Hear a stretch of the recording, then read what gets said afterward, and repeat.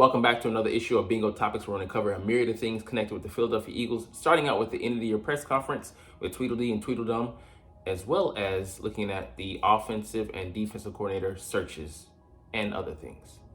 What's up? It's your boy Cintron coming back at you with another analysis video, and I kid you not, that's my real name.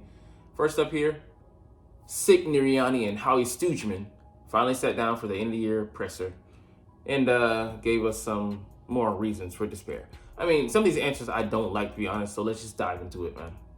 Look at his face. Does this inspire you with confidence? So, Nick Sirianni, they sat down for their post-mortem, press conference, yeah. Felt like a post-death. Those faces don't look encouraging. On the new offensive coordinator, here's what Sirianni had to say. Whoever the new coordinator is, there's going to be things that they bring that are fresh ideas for us to help our players grow and help our players play at a top level. And there's some things we've done really well on offense too in the past that you'll mesh in some of that as well. So my question is, why couldn't Brian Johnson do that? Why couldn't he bring his concepts from Utah and Florida that you weren't, that you were opposed to, and invigorate our offense and incorporate those into our, into the 2023 version of the Philadelphia Eagles offensive unit. And now you're expecting some other guy to come in and run the scheme wholesale, because he said, he's giving up control. The new coordinator is going to come in and run our scheme. So it's just so confusing. And some of the guys they're looking at, they're expecting them to come in here and meld the scheme, basically. Build it not from the ground up, but mix and match with our scheme. And you could have done that with a continuation with the guy you had here. But the problem is you soured the relationship so much that don't know if you ruined his confidence, but the dynamic would have been the same. It's very tempestuous thing. Very delicate balance. And once it's ruined, I guess maybe it was unrecoverable. Just lost the confidence in him within that building from the higher ups. I don't know.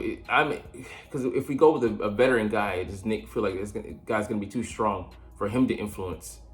And if you go with someone who's unseasoned, then are they just going to be too willing to be subservient to Nick and not have any pushback? So it's very confusing. He's like you said, he's hiring him to be in charge of the offense. So, but you couldn't give that same control to Brian, but now you're willing to give it up. I get it. You're trying to save your job in a lame duck year. I can see why people were pissed about Brian. You bring in Brian Johnson, you don't give them the tools to do the job, and resources nor trust, and basically people talk about the defensive coordinator, Sean being stripped publicly. I believe Brian was stripped privately, because we saw a series where Nick was on the sidelines with the headset, with the play sheet. What do you have that for? Why aren't you directly talking to the offensive coordinator who has those? It creates confusion. Who the fuck are we talking to? And it looked like there was no sense of direction, no head, so to speak, on that sideline at times. So it's I'm not expecting from much this year. It's very clear that there's big changes that need to be made, and I don't expect them to rectify the problems that we had. Which makes it such a shame, because we have a top 10 unit still. Even with all the trips and stumbles, fumbles, bumbles that we had this year, we still fielded a top 10 offense. And with all that talent just sitting there, O-line, with running back position, the quarterback obviously, and the receivers, and tight end, there should be no reason why we shouldn't be a top 5 unit. If they can just stop sticking their thumb up their ass. So I have no confidence in these two idiots to get it right. And then the one idiot who's in charge at the GM position is best buddies with the owner, and he has that power and he has his ear. So it's more about maintaining the status quo as far as the current structure and philosophy goes. So you don't have a lot of hope there. Anyways, on Sirianni's revised role, so he's just going to be looking over all three phases of the game and trying to live up to their 5 core values. I forget what they are exactly, but if, his specialty is in offense, right? He's previously been a coordinator and a position coach, as well as assistant of sorts. And what do you specifically bring? Because I can find a motivational cheerleader out there who can manage the team. Hell, I think the GM could do that. But you not having a specialty or to speak of. If you're gonna bring an offensive coordinator, you gotta be willing to cede control and give them really the reins to have a lot of flexibility and power to do certain things. Otherwise, we end up where we are now. Guys, this environment, I feel like it's very stifling for people. That's why they, the first A train out of here, they were ready to get the fuck up out of here instead of trying to win a bowl. Because if you're good, if you're not waiting for, you're not counting on things to collapse, you're going to be here for several years on end, and then you want to catapult yourself to the next step. They were like, oh, this is my chance. Red flags, warning signs, concerns. Like, he was supposed to be doing that last year, and he couldn't even do that.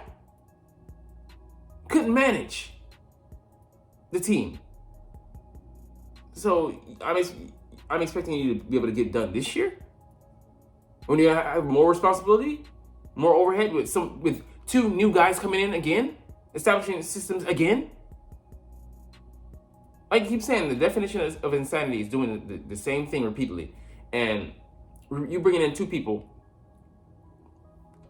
buy nice or buy twice, and now we're doing the same thing we were last year, replacing coordinators and right back at square zero. That's not a recipe for success. I don't care how good the people are coming in, how skilled they are. Eventually, it's going to catch up to you. Growth, continuity, setting down roots. Displacement is the antithesis of that. All right. Next, on hiring a defensive coordinator. Could be someone from various systems, but let's be honest. They are looking for someone who primarily runs the same scheme or something of the same that models the same philosophy. Bend but don't break. Man, we are sick of this shit, man. Sick of it. It's a piecemeal defense. Defense is supposed to be aggressive, at least in this game. Defense is not for protecting. You take the literal meaning of the word. It wasn't meant to be taken at face value. Look at all the best defenses around the league. They're attacking, swarming. They dictate. We placate. We purely defend, like it's a castle. No, you got to go on the offensive, even on defense. Even on defense, you got to play offense. So, this disciple is out, Sean Desai, and Nick's saying that he's going to be sitting in on some of these meetings and such. We don't need any oversight from you. What knowledge are you bringing to the table? It's just going to be micromanaging at best. We need a coordinator that's going to be like, okay, first, respectfully, I'm gonna need you to get out. And if they don't do that, now I'm telling you, get the fuck out of this meeting. You're nothing but a fucking distraction. Go manage something else. Don't manage me. So we need someone with that kind of temperament. A Wink Martindale, like A.G. Avero. Not someone who's gonna be a fucking pushover. But who cares? I mean, what input do you have to say when you don't have anything meaningful to say? And then Howie Roseman, here he comes along with this, roster building and current personnel. Yeah, we know that. And the pieces that we have don't fit a 3-4 scheme. A hybrid, I mean, like, it's just, it felt confused. What do we want to do with it? Because if you're going to bring in Sean Desai and he has certain principles that he wants to adhere to, and you're not going to let the man do it, what was the fucking point of bringing him in? It's just a colossal waste of fucking time and an embarrassment to him and to you, especially what you did to him in the middle of the year. But then he went on to explain that what was upsetting was knowing that all the great players they were going to lose in the offseason. You didn't have to. You could have held on to some of them. You misprioritized some of them and didn't keep around some you should have. You fucked up. Can you admit that? Huh? Like, so, I'll just say TJ Edwards was the guy we should have brought back. So this is what pisses me off. Roseman also said there were some preconceived notions out there about their apathy toward the linebacker position. Keyword position. It's not a position, it's positions. Like, now, I get it. We used to have 3. And some teams do still roll it out at times. But at the very least 2. With the advent of these new modern day defenses. You said position. No. And I get it. It's like, okay, you're talking about just the one linebacker, but they're not the same. Because look at the linebackers we have on staff. None of them are coverage linebackers. Not even Nakobe Dean. And we invested a 3rd round pick in him. That's a premium pick. It's not the premium pick that it used to be, but still it's a starter level pick. You want to at least invest that on someone who can at least cover. And I'm not saying that he can't do that, but he's the best coverage guy on our roster. Not having a guy of that ilk. I keep saying the bar there, but Patrick Queen and Roquan Smith is an excellent example of a linebacker who can cover, play the run, he can create turnovers. I mean, he's just the excellent, the perfect linebacker. But they have a lot of belief in Nakobe. And then, Zach, and I get it. We were fortunate to find someone of Zach's, grade. Not the best, not the worst. He can be solid.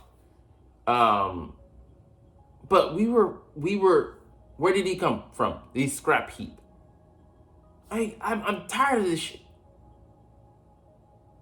Like, maintenance is maintenance.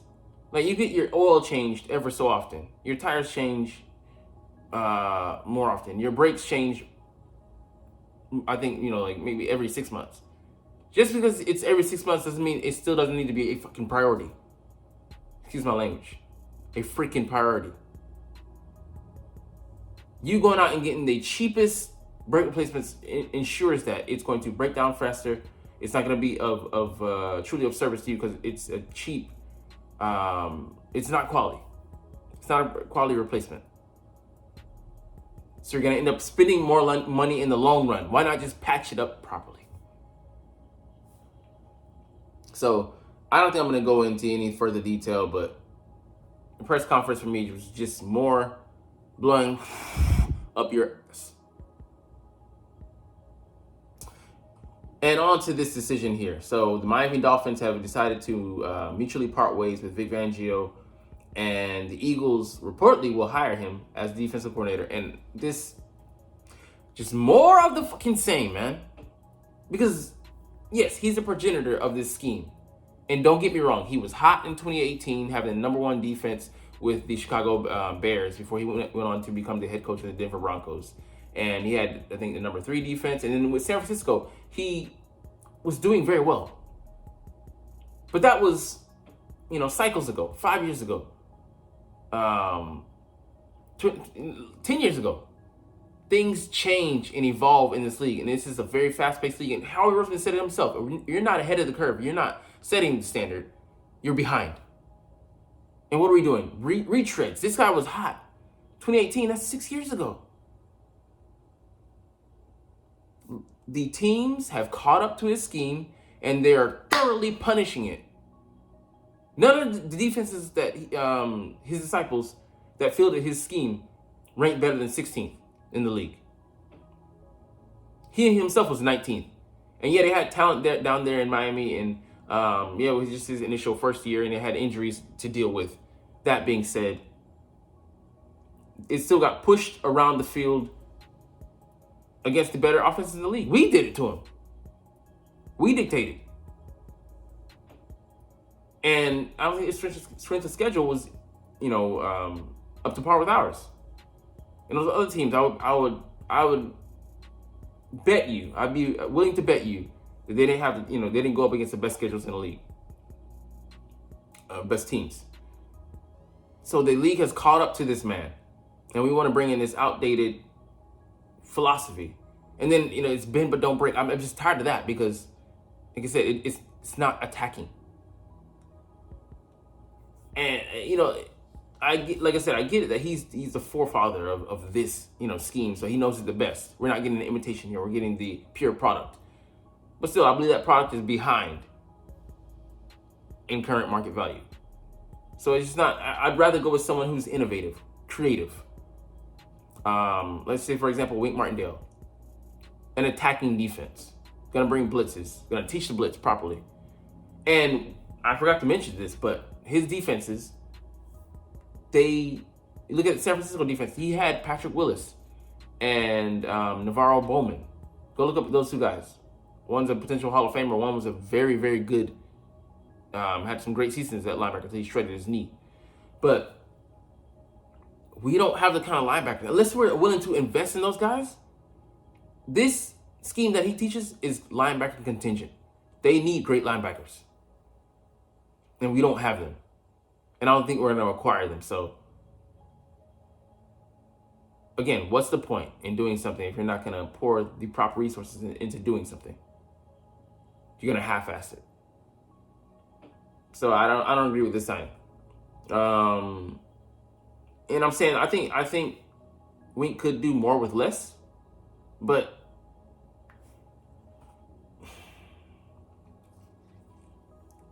I think he's going to have a rough go at it, and we're not going to like the finished product.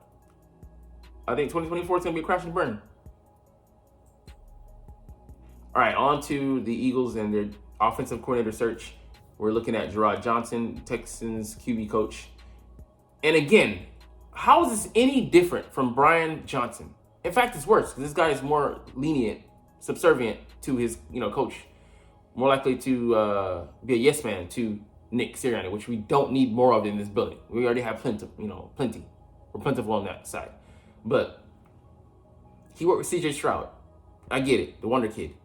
But he doesn't have play calling experience either. So why not just keep Brian Johnson on? We're looking for the new shiny toy, and we found it. And I think he'll actually do a worse job at offensive coordinator than Brian. We're going to really dip into the mid. We're going to drop out of the top 10 and be a mid of the pack offense. Because he doesn't bring anything, man. We're looking at, what he did with a quarterback previously. I think you should have kept Brian at QB coach and brought in an experienced play caller. But no, they fucked around and we found out. Boy, dumb. So, I mean, yeah. This is just be a repeat of 2023, in my opinion. All right, and the last thing here, the wide receiver that said things about Jalen Hurts said he had it misconstrued. People took things out of context, and he was pissed about that. He retweeted or tweeted 3 times about it to refute those claims, saying that Jalen is like that, but he was saying that he takes care of him, spends time with him, treats him very well, spends time with the lowly the last priority guy on the roster. So spin there in Philly, man. It's just people coming out and attacking and trying to tear this team apart in the media, and then them not protecting Jalen and letting these narratives come out because someone's talking. Anyways, we'll get up out of here. But hey, come rain or sunshine, I'm here for these Eagles, and I will talk about them, support them. So I love making these videos, and I love talking about them whenever, wherever. But you're not even watching, though, but it's all good. We're gonna dip, get up out of here. But as always, it's fly, Eagles, fly, and let's motherfucking go. Like, comment, share, and subscribe. Thanks for watching. Check me out at Cintron, Cintron Anime, Cintron Life, or Cintron Laughs, or other social media.